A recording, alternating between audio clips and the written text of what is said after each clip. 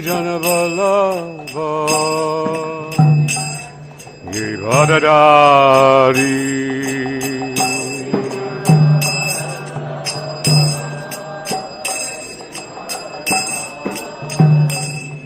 Govi Janaballabha Givadadari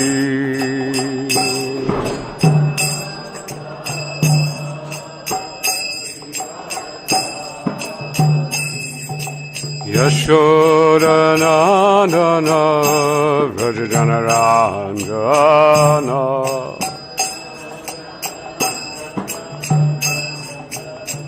Yashodanandana Vrajajanarandana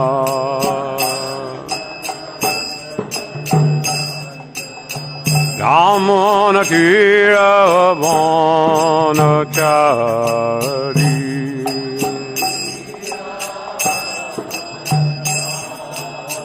Ramanatira Vanachari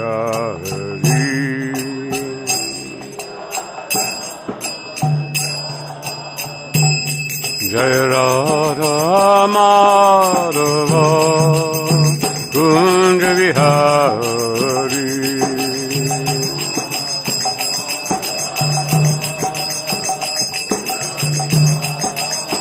Jaya Radha Madhava Kunja Vihari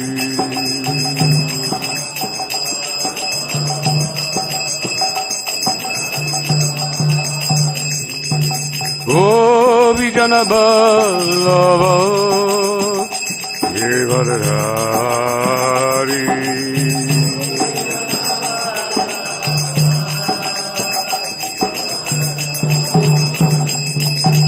Govi Janaballava Givadadari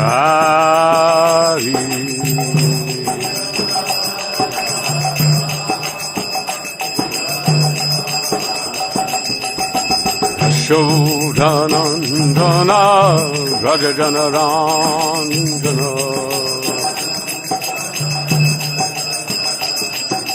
Yashodanandana Vrajajanarandana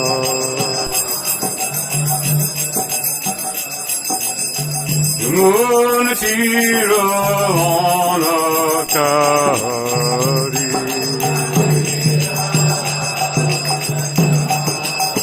Yamunatira Vanachari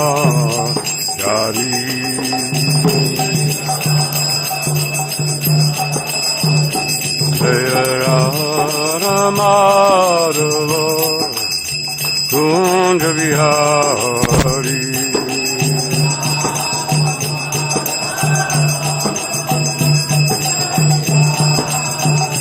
Hare Krishna Hare Krishna, Krishna Krishna, Hare Hare, Hare Rama, Hare Rama, Rama Rama, Hare Hare.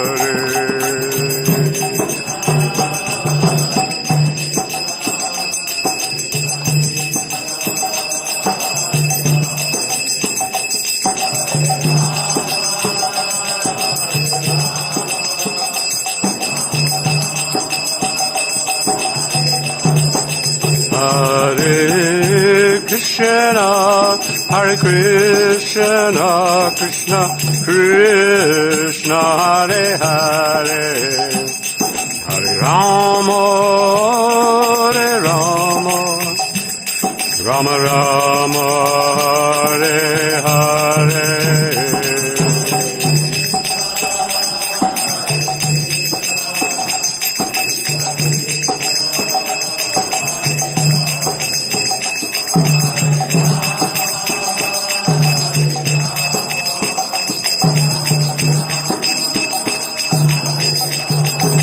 Hare Krishna, Hare Krishna, Krishna Krishna, Hare Hare, Hare Rama, Hare Rama,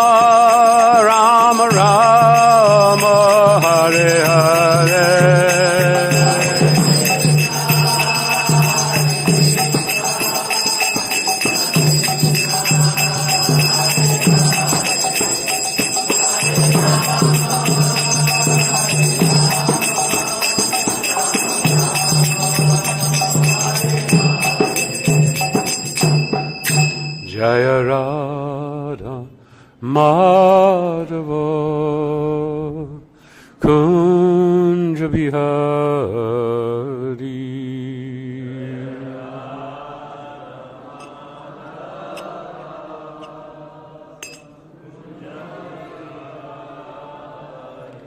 Jai Om Vishnupada Paramahansa Parivājagatārya Stitira Sata Shri Srimad Jitanti Goswami Shri A.C. Bhaktivedanta Swami Srila Prabhupada Ki Jai. Jai Om Vishnupada Paramahansa Parivājagatārya Stitira Sata Shri Srimad Srila Bhaktivedanta Saraswati Thakur Srila Prabhupada Ki Jai. Ananta Koti Vaishnava Vrinda Ki Jai. ISKCON Founder Acharya Srila Prabhupada Ki Jai. Namacharya Srila Haridas Thakur Ki Jai. Prem se kaho Shri Krishna Chaitanya Prabhu Nityananda Shri Advaita Gadadhar Shivasadi Gaura Bhakta Vrinda Ki Jai. Shri Shri Radha Krishna Gopika Vinash Shama Kunda Radha Kunda Giri Govardhan Ki Jai.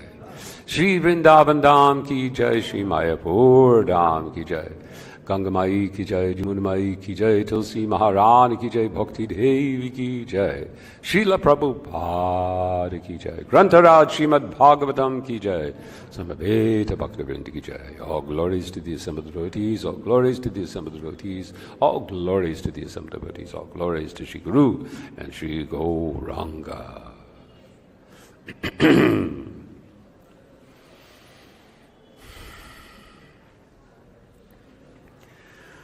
Om Namo Bhagavate Vasudevaya.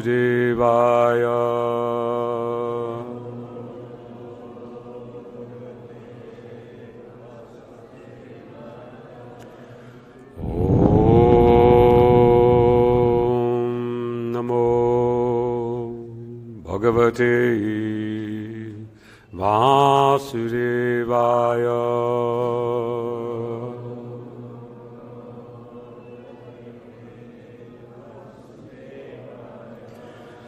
Om Namo Bhagavate Vasudevaya.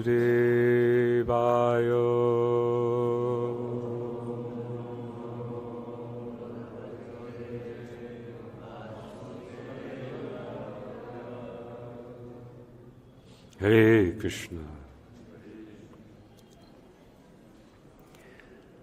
Thank you, everyone. Thank you, my beloved senior and friend devotees.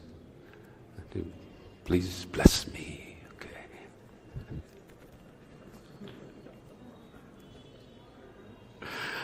Oh, Krishna, Krishna, Krishna. Krishna, Krishna, Mahabaho, what Mahavirya.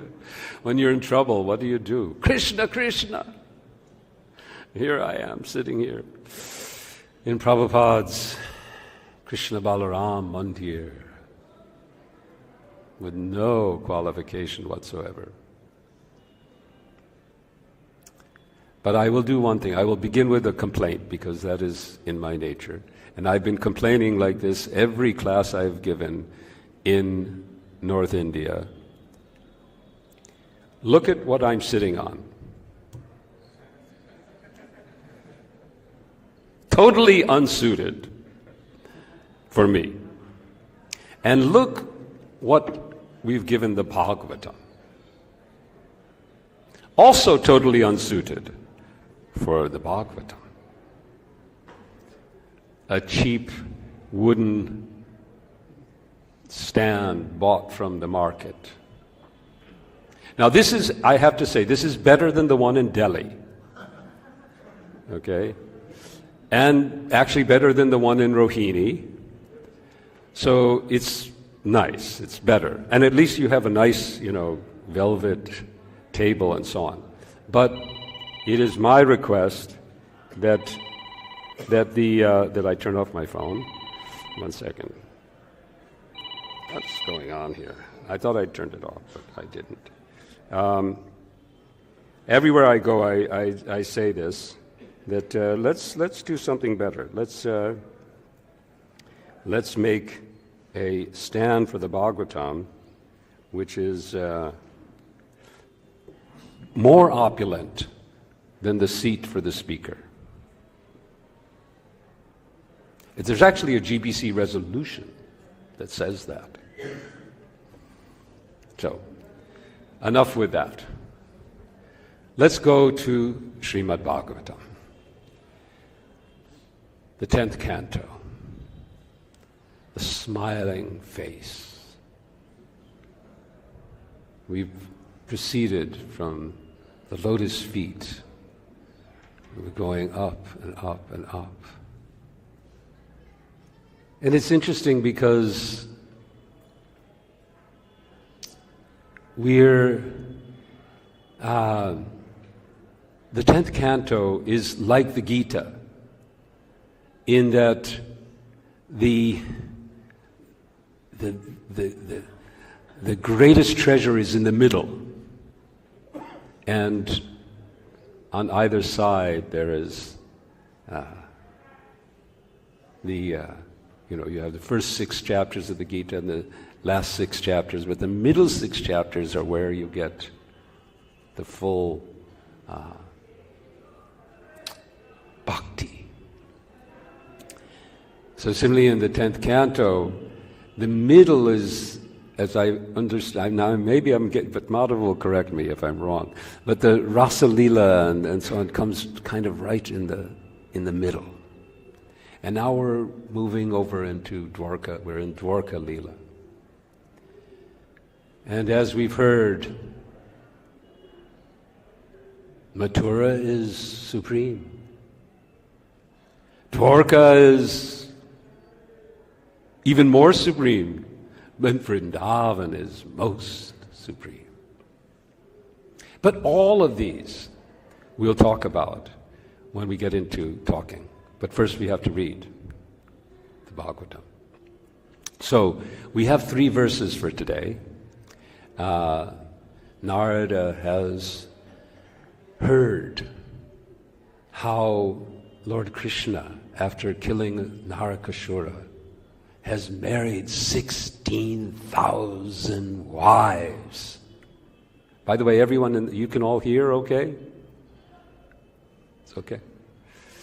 16,000 wives, and he needs to see this. He's got to come and see this extraordinary. Who does that and succeeds?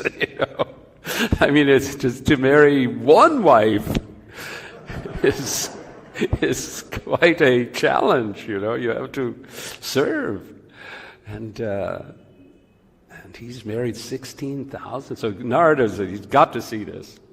So this is my, these glasses are a little for the camera. Okay, so we're going to read 3 verses. And the first one, and I think the system is that I read the first, because there's a purport to the 3rd verse. So I should read the first 2 verses, and then we'll chant together verse 15. Okay. So those of you who want to pick it up on your, it's also here on the board. This is verse 13. So you can follow along if you like, but I'm just going to read it. And for that I need these glasses. Tasmin samāna-guṇa-rūpa-vayaḥ-su-veṣa. No, we're not going to chant this together. I'm just going to chant it because this is 13, and then 14, and then 15 we'll do it together. Dāsī-sahasra-yutayānusavaṁ gṛhiṇyā vipro dadarśa cāmara-vyajanena rukma daṇḍena sātvata-patim parivījayantyā. Translation. In that palace, so just reviewing, Narada Muni has come to the city of Dvaraka. The first verses describe the beauty of Dvaraka, how incredibly beautiful and opulent. I think yesterday someone was speaking about that opulence, some conversation about the opulence and, what's really more opulent. And I heard Vrindavan won. Is that right? Always. Because, here in Dvaraka, Vishwakarma had to put it all together, right? He had to build Dvaraka. But Vrindavan is alive. The beauty of Vrindavan naturally comes forth from the residents of Vrindavan. Just create this, the beauty just comes out. And it's the beauty that Krishna is most attracted to. He's most attracted to the living beauty, the beauty of the forests, the beauty of the...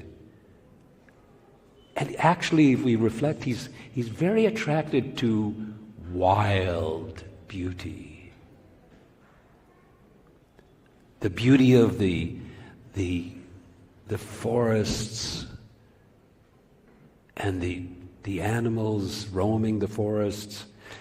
Someone told me, he noted that what are Krishna's favorite scents? The fragrances that he's attracted to. Aguru, musk, wild flavors. And of course he himself, what is he? His pastimes can be a bit wild as well.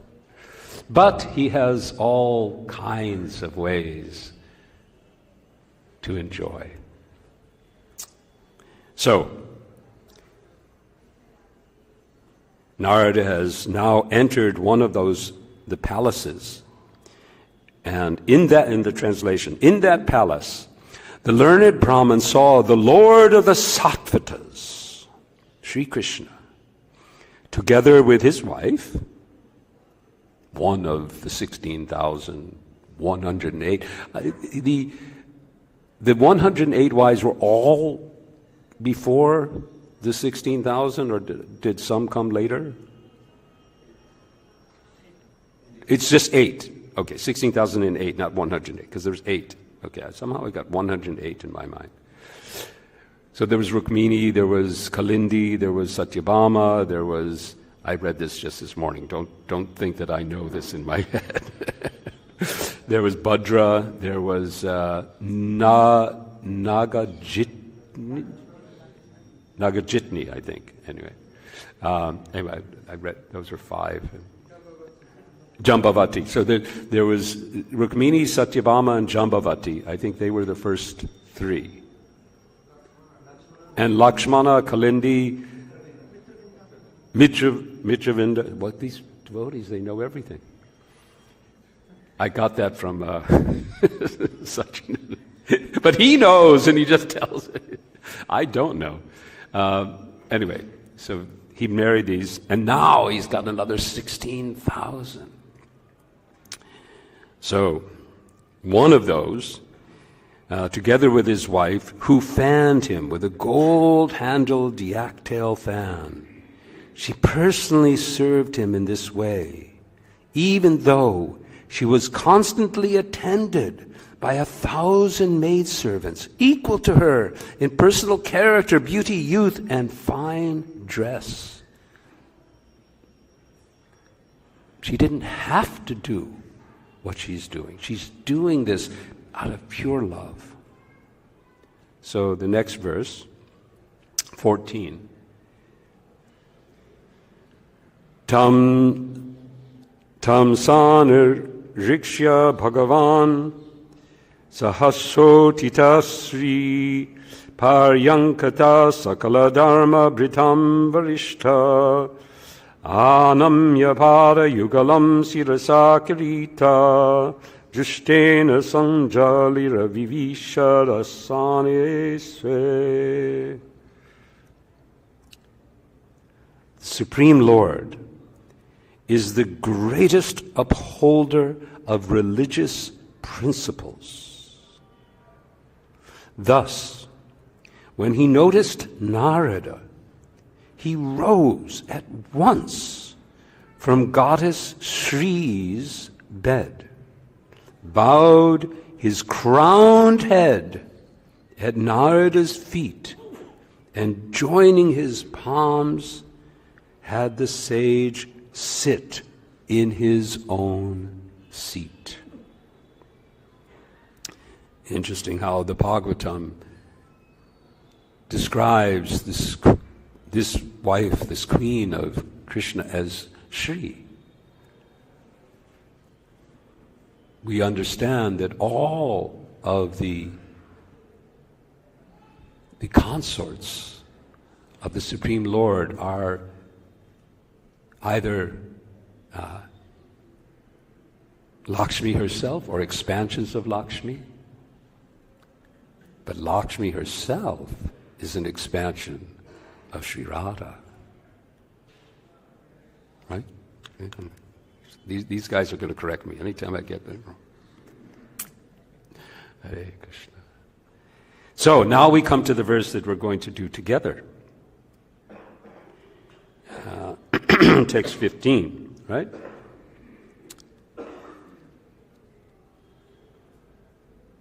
Tasya vanijya charanau tadapasvama murdana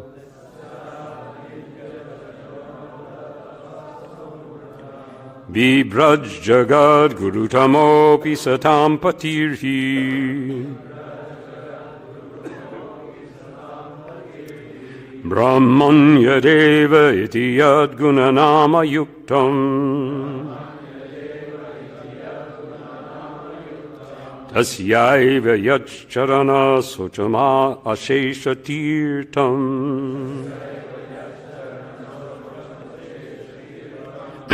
Tasyana vidya charano tadapasva mudna Bibraj jagad gurutamo visatam patirhi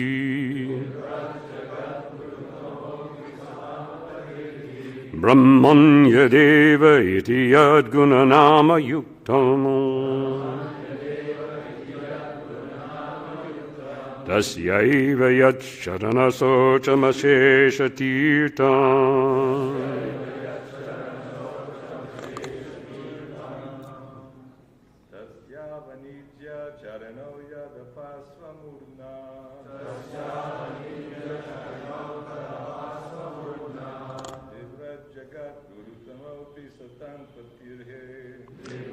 Jagat Gurutamopi Satam Patirhi Brahmanya Deva Iti Yad Gunanama Yuktam Tasyaiva Yat Charana Shocham Ashesha Tirtam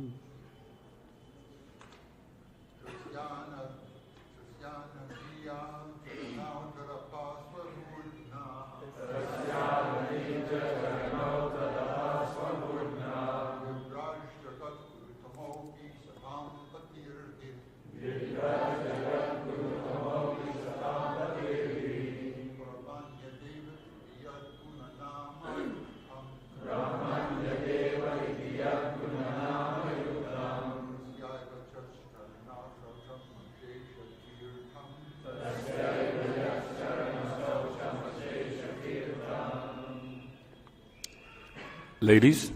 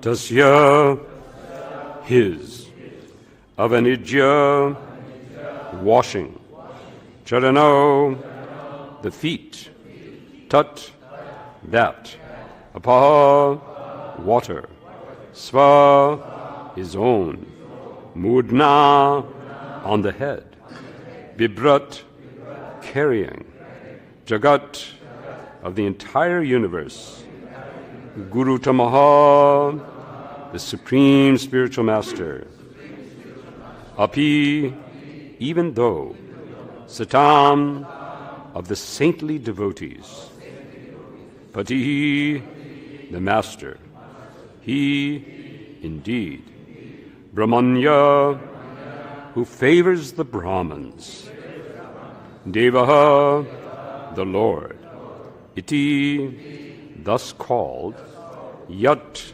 since, Guna, based on his quality, Nama, the name, Yuktam, fitting, Tasya, his, Eva, indeed, Yat, whose, Charana, of the feet, Socham, the bathing, Ashesha, complete, Tirtam, holy shrine.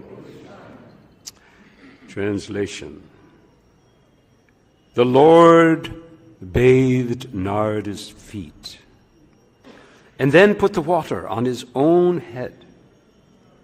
Although Lord Krishna is the supreme spiritual authority of the universe and the master of his devotees, it was proper for him to behave in this way, for his name is Brahmanya Deva, the Lord who favors the Brahmanas. Thus, Śrī Kṛṣṇa honored the sage Narada by bathing his feet, even though the water that bathes the Lord's own feet becomes the Ganges, the ultimate holy shrine. Purport.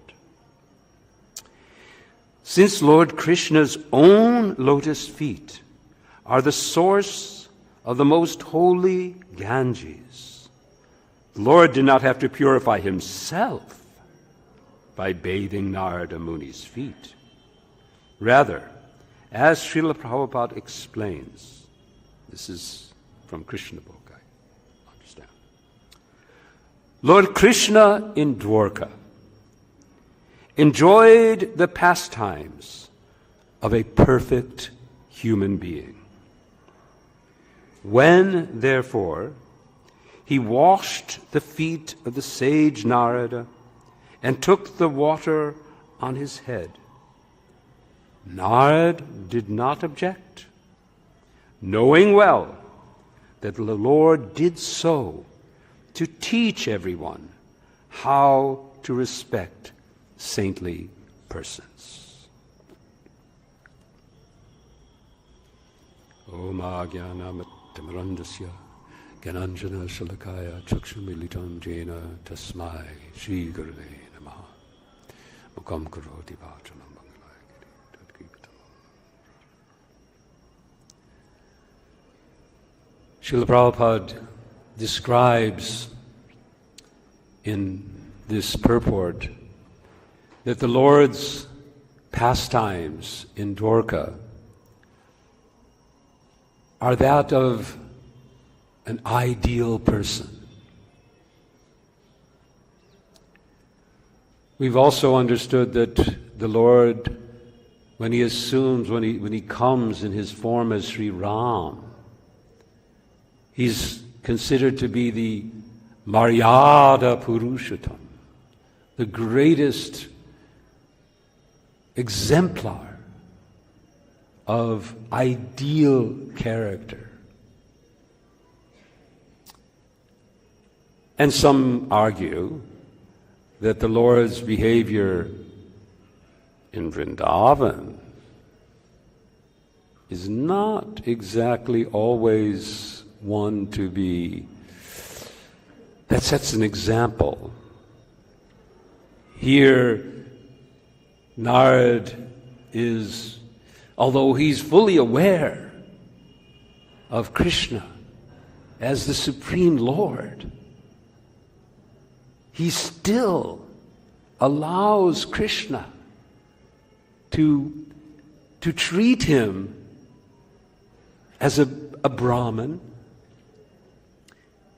in the role of a Kshatriya, and to bathe his feet and take the water on his head. This is very, very extraordinary. There is another pastime in which Krishna says he's got a headache. And I believe it's also Narada that, at least in one of that comes and sees Krishna in this state of distress. And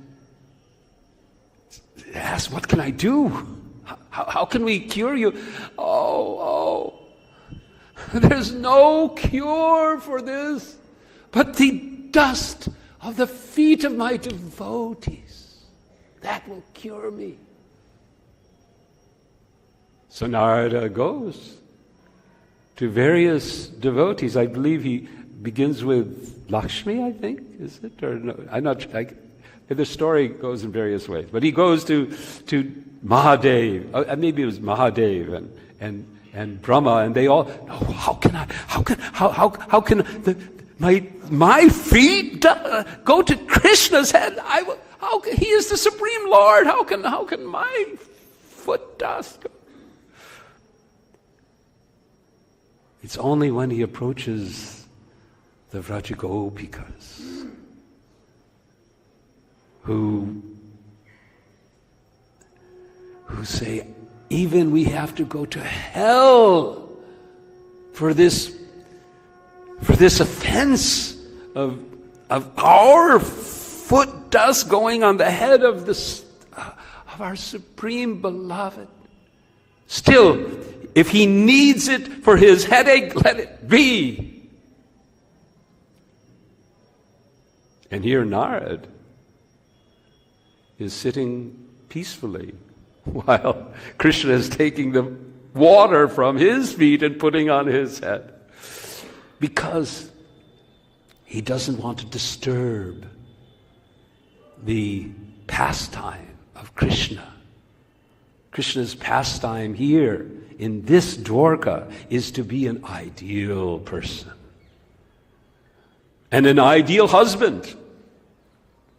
Even though he marries 16,008 wives, he still performs his husband duties perfectly. Each one gets a palace, each one gets his presence, each one gets the relationship. This is the extraordinary quality of Krishna. Not only with 16,008 wives, but with each and every one of us. Krishna is ours, and we are Krishna's.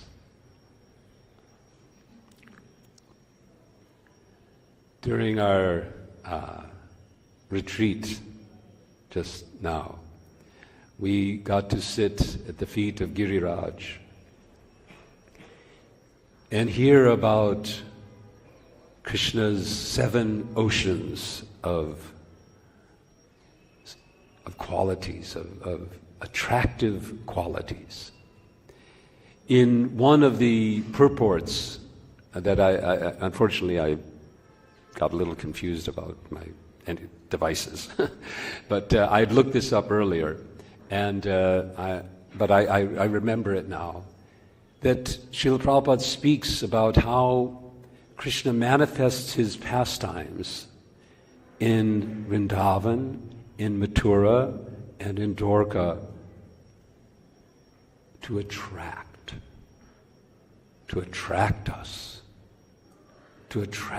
us to him. Now we are attracted to his Maya, to this reflection of his attractive qualities. Because in relationship to his Maya, we can see ourselves in the center as the enjoyers. But Krishna knows that we'll never be satisfied. It was, maybe Madhava knows what the reference was, the 5 different ways that Krishna, I think it was Gauranga Darshan who had analyzed this, that how Krishna is so merciful to us, how to attract us, to get us back to him. First, he gives us what we want. He gives us this world. He gives us, the example was given like a toy house. As a child, we want to. Sachinanda Maharaj gave a wonderful little story about this, but I won't repeat it all. But any of the parents here, we all, who have had small children, who want to come in the kitchen and they want to cook, right? But they can't cook. So what do? We give them a toy kitchen. And then they have their pots and their pans, and they can do everything. They can make things and so on. But when they prepare their chapatis from sand or dirt or whatever they end up making them out of, they don't satisfy. So the second thing is that although he gives us this toy world to play in, it's all like sand. It's frustrating. It doesn't satisfy. We don't get satisfied.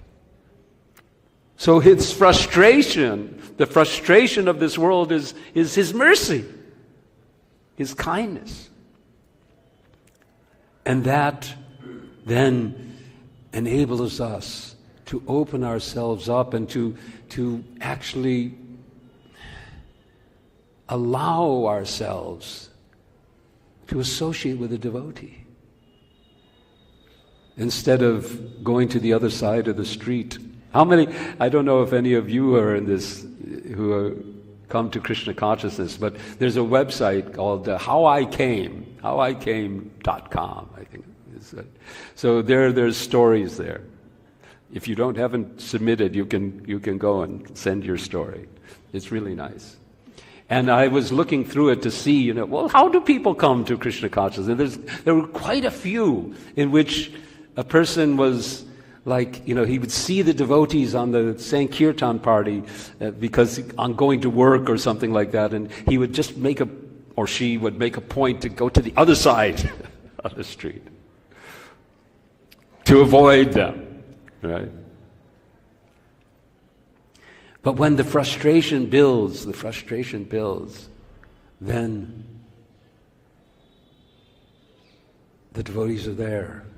We heard another story. Actually, you may know this story, Madhava. We heard a story that Sachinanda Maharaj told about the man on the airplane. But I heard another story in Boston about a person. I'll tell this briefly. I don't have so much time. But anyway, it's a cool story.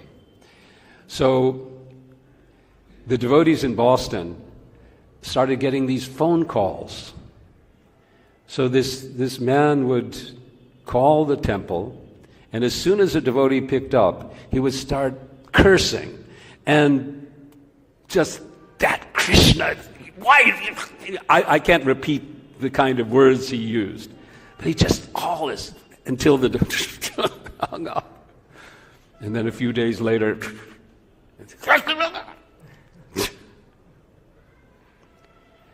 then maybe a month or so later, the calls have stopped. And this one devotee shows up who had been in the temple very enthusiastic. But then it just left. And they looked at me. Was that you? I said, yes. I tried. I thought if I offend Krishna so much, then maybe he will forget me and I can go and enjoy the world. But it doesn't work. The example that Sachinanda was telling a story about these two devotees who were on a flight. There was a man there sitting, and this one devotee, she had all this wonderful prasadam, and she kept offering it to the man, and he was saying, no. And then but this was so nice. So no. Well, how about one of these? No, I said no. No. And then these attendant comes and said, would you like anything to eat? Yeah, if it's something vegetarian. And the lady, the devotees looked, it's vegetarian? This is all vegetarian. Why don't you have something? This is delicious. It's really good. I said no. Oh, but it doesn't work. Krishna, he always sends somebody. I'm trying to forget him, but he always sends prasadam. He's always coming devotee. He had been a pujari. He was all in black because he had just attended a funeral of his, I think it was father who had passed away. Yeah. So Krishna's trying to attract us. He's trying to attract us because he is all attractive, but we're not attracted. Our eyes we're diseased. I mean, the example of the 7th verse of Upadeshamrita, which describes how wonderful it is that although we are not attracted, why? Because of the disease, the jaundice caused by avidya, the jaundice of ignorance, has caused us to experience Krishna not as sweet and attractive, but as bitter, just like sugar is bitter to one afflicted with jaundice. Similarly, when we hear of Krishna's attractive qualities in our state of ignorance, we think, well, nice. How can I enjoy like that? Why should Krishna have 16,008 wives? Let me have at least a few for my enjoyment. All beautiful, all palaces, gold. I mean, the description of Dvaraka is so incredible. Who would not want that for themselves? Right? I mean, the initial, when if you were, of course, we're devotees here, we may have a different response. But an ordinary materialist would hear them and say, yeah, that's... How can I use now? Okay, because in the world now there's something called the secret, right? The law of attraction. So, okay, yeah, I'm attracted. So I want it. I want it for myself. So I'll meditate, I'll think about it and think about it until it will come to me because the universe will supply. But that's not the secret for us. For us, the secret is that Krishna displays his pastimes in so many different varieties. His Vrindavan pastimes and his Dvaraka pastimes, each of them have specific flavors. We were going through these 7 oceans. The Ramanujacharya talks about this. What is the one rule in Krishna consciousness? Always remember Krishna. And what is the one prohibition? Never forget Krishna. So what does this mean? How do we always remember Krishna? So Ramanujacharya talks about this, that we can always remember Krishna by remembering these 7 oceans of his qualities.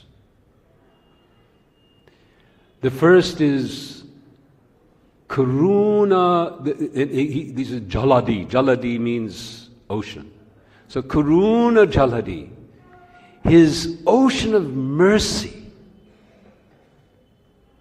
His ocean of mercy.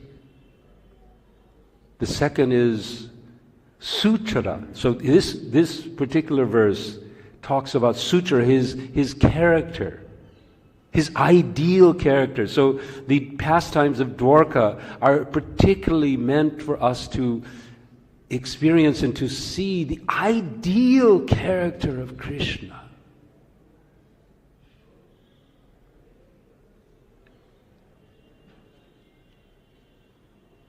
Sundara, his beauty.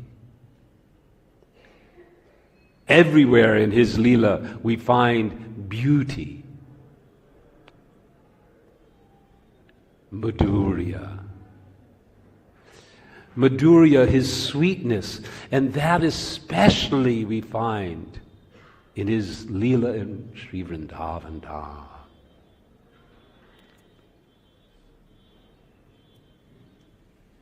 Then Gambhira, his gravity, his deepness, his depth.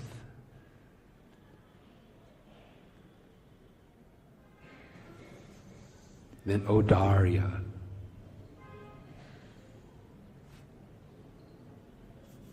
his benevolence, his kindness.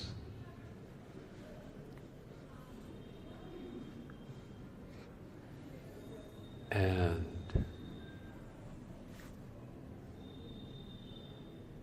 perhaps most attractive, Vatsala.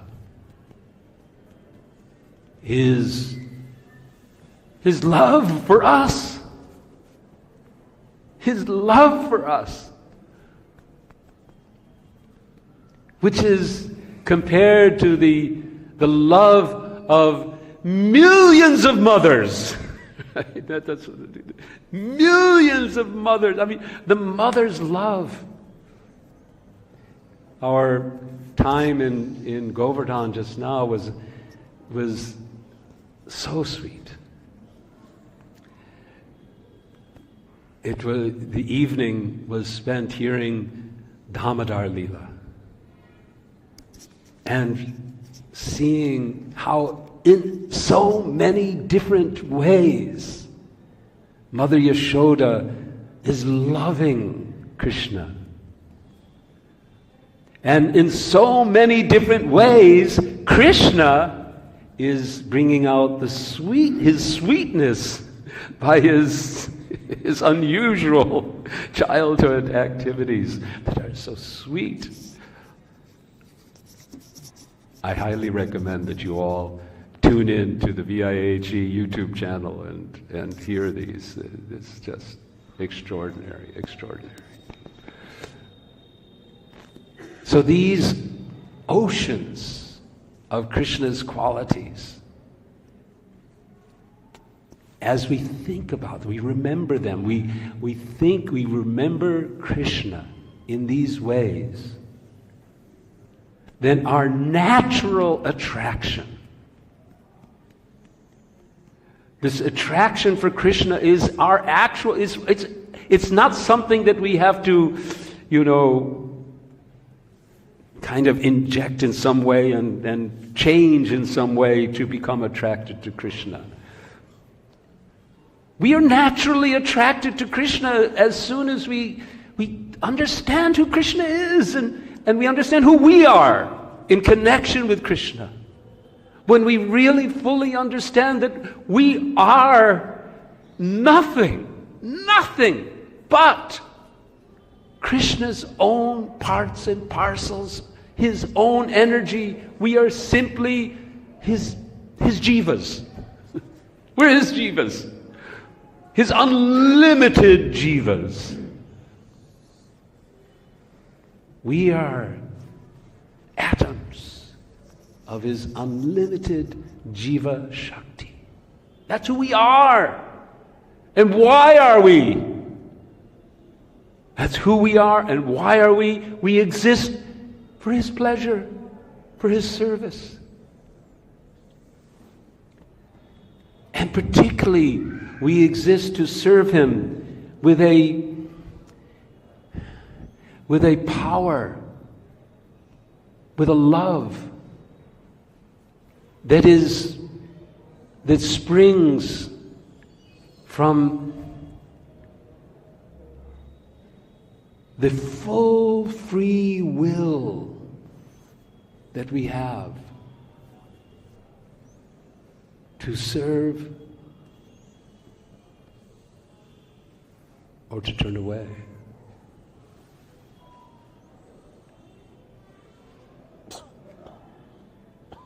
When we know who we are and we know who Krishna is, we have this sambandha gyan, then naturally,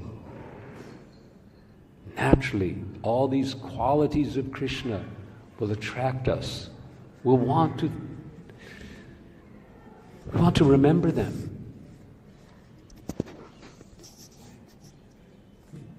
But at least speaking for myself, I don't know Krishna and myself that well. I keep falling back into my conditioning, my conditioned sense of self, centered on me as the object, or subject, I should say, the subject of enjoying rather than the object of Krishna's enjoyment. But we keep on hearing about Krishna's qualities and His activities. And then we engage in the service of chanting His names with attention. That verse of the Upadeshamrita speaks of how wonderful it is that if we simply chant and sing the holy names of Krishna, anudina, regularly, with adarat, affection, respect, then that jaundice will be cured and we'll taste Krishna's sweetness. We'll experience these 7 oceans of His quality. And our attraction to Krishna will become just like even more intense, just so intense that our minds, our hearts, they will just run to Him, as was described as as iron filings, the little bits of iron just run to the magnet. When there is a magnet, you've all seen this. Another example is a young boy and a young girl. Or young girl, girl for a boy, boy for a girl, or whatever. When that natural attraction arises, then when we chant Hare Krishna, Krishna Krishna, Hare Hare, Hare Rama, Rama Rama, Hare Hare, Krishna will reveal himself to us and increase our attraction, increase our attachment. Maya Shakta Manaparta Yoga Yunja Madāsraya Asaṅsayam Samagra Tatagya Shashi Tatshunu. When Krishna says, hear about this, when Maya Shakta, when your mind becomes ashakta, the levels of devotion, ashakta, then you will be connected, yoga yunja, you'll be connected with me, asaṅsa, without any doubts in your mind, without any obstacles.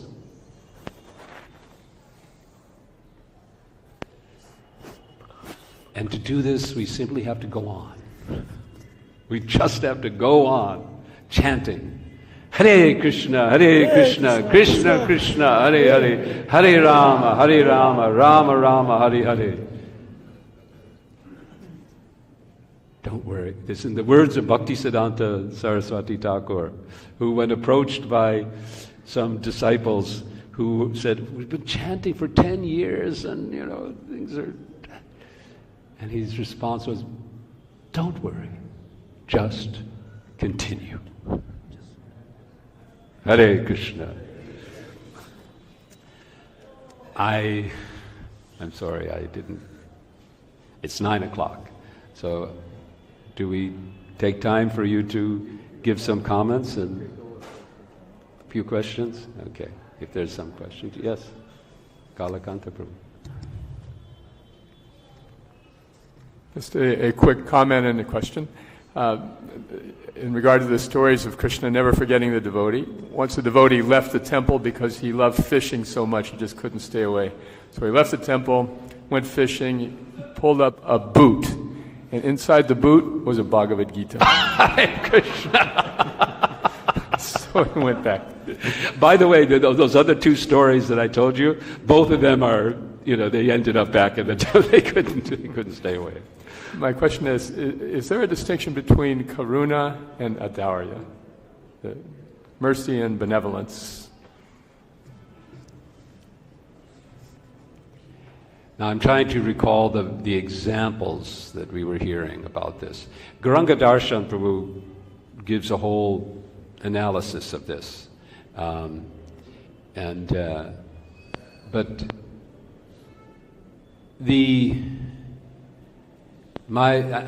now I'm just going to speak in terms of what I can remember and also what I've understood. It's not, I'm not presenting this as some sort of conclusive whatever.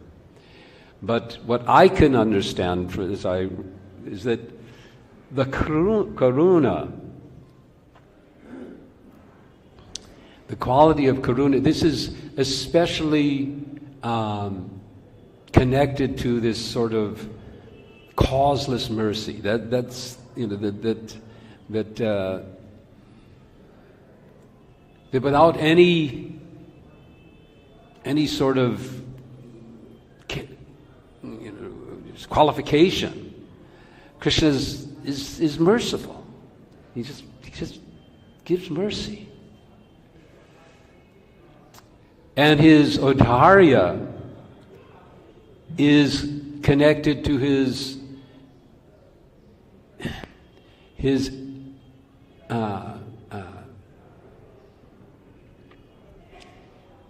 to those situations in which there is some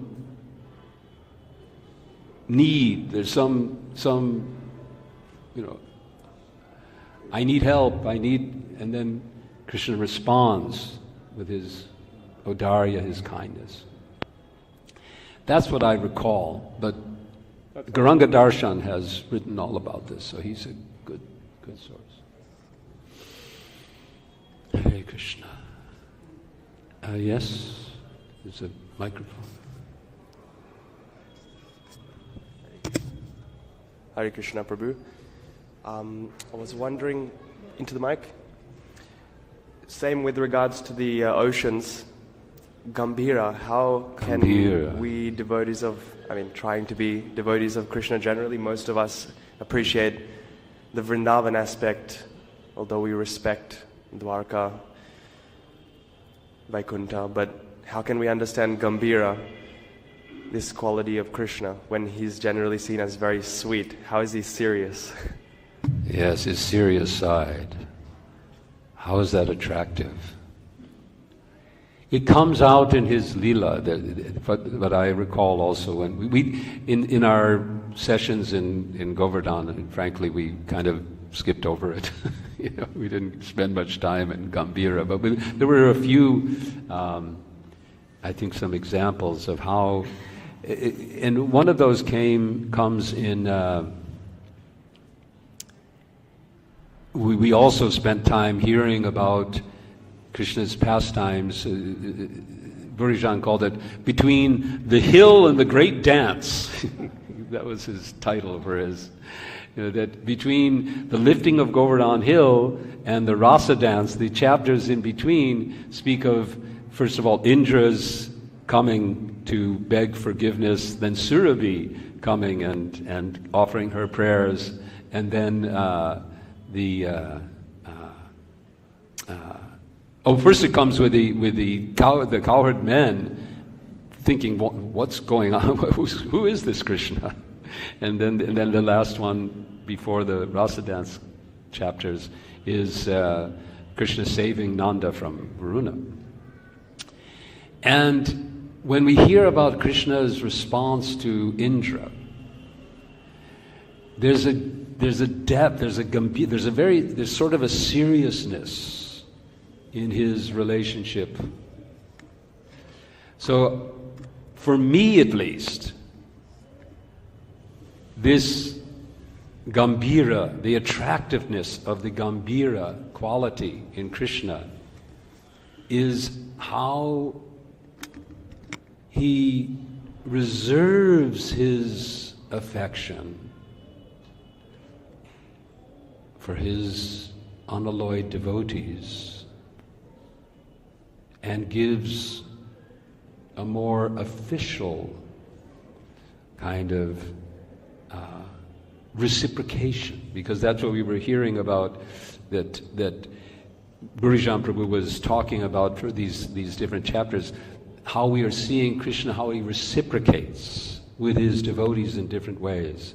So when Krishna reciprocates from that level of Gambhira, then it enhances our appreciation of when he expresses his reciprocation. We see the reality of it. We see how real his affection for his devotees. There was I think Prabhupada would give an example of it was the Prime Minister Gladstone, I think, who was in his chambers, and someone came to see him and was told to wait. He's doing something, and finally, as an hour passes, and he looks in, and what's Gladstone doing? He's got his grandson on his back, and he's a horse, and this is total play. right? So to see that side of someone who normally we see as to see both sides, that shows us how real that playful affection is, because the person also has the very serious side. I think we're already at 10 minutes past, but Madhava Prabhu. Yeah, give him the mic.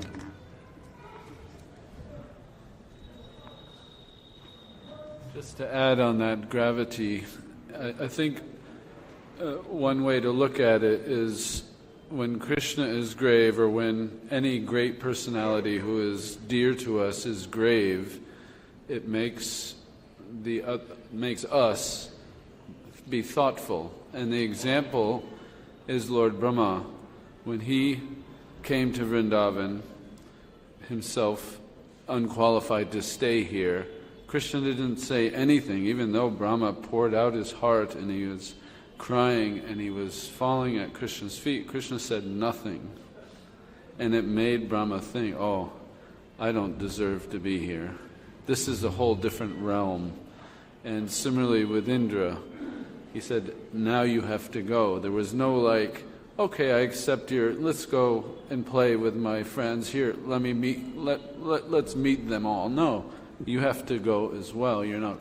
So his gravity makes the worshipper and the follower thoughtful. Yes. And I think that is an attraction. Yeah. It's like to really think about Brahma's mood. I mean, that's something we can. Am I really qualified to live here in Vrindavan?